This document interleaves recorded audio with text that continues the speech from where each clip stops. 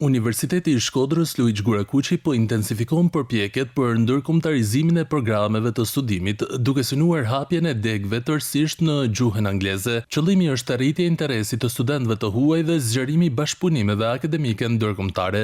Ne po punojmë shumë në fakt në drejtim të ndërkombëtarizimit. Aktualisht kemi aplikuar për një program studimi i cili do të ofrohet tërësisht në gjuhën angleze. Do të jetë një program në administrim biznes.